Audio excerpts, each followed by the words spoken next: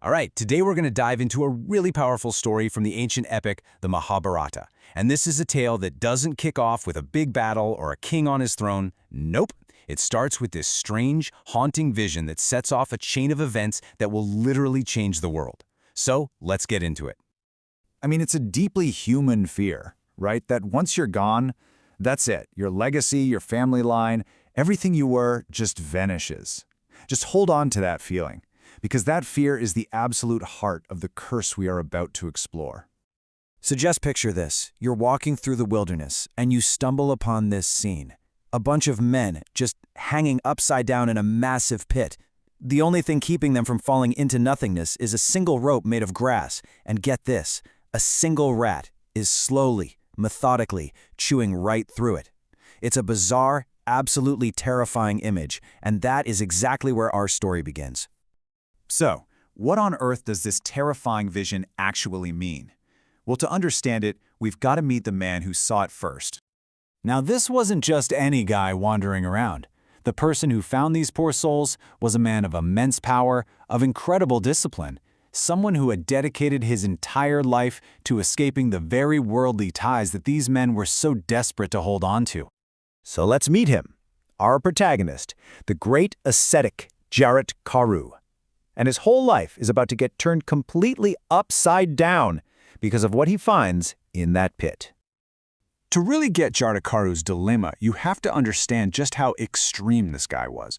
We're not talking about, a little bit of meditation. The texts say he was as powerful as a creator god. He lived on air alone. He never slept. His vows were so stern and difficult, and he had his physical desires under such complete control that he was, for all intents and purposes, completely detached from the world.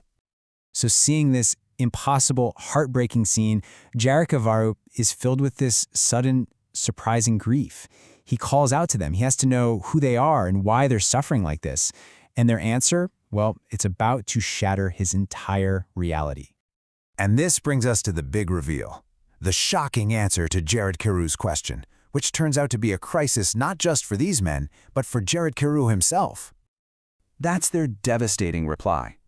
They explain that their great sages are rishis themselves, but all their good deeds, all their spiritual merit, it's all failing them. And why?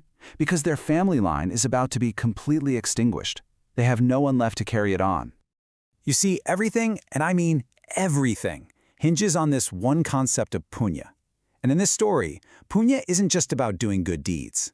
The single greatest act, the one thing that can save your ancestors from falling into oblivion, is to have a child. It's a sacred duty. And here it is, the gut punch. The men hanging in the pit, they are his own ancestors, his fathers, his grandfathers. And that single rat chewing away their only hope for salvation, well, that rat is their last living descendant, Jaratkaru. His life of perfect austerity is literally damning his entire family. So this reveal confronts Jaratkaru with a totally impossible dilemma. The very foundation of his existence, his rejection of the world, is now the very thing destroying his ancestors. His ancestors flat out command him. They tell him that no amount of fasting or meditation can create the kind of punya that fatherhood can. So, to save them, he has to give up his path. He must get married and have a son. For a man who lived on air and mastered all his desires, this is the ultimate sacrifice. Jaratkaru agrees, but on his own terms. And this is just brilliant, because it shows you how conflicted he is. He sets 3 conditions that are almost impossible to meet. First, he'll only marry a woman who has the exact same name as him, Jaratkaru. Second, her family has to offer her to him freely. And third, she has to be given as alms, like a charitable gift to a poor man. He's technically agreeing to their demand, but man, he is making it as difficult as possible. Okay, so this is where the story suddenly zooms out and gets way, way bigger. This intensely personal family drama is actually the quiet beginning of one of the most epic and violent subplots in the entire Mahabharata.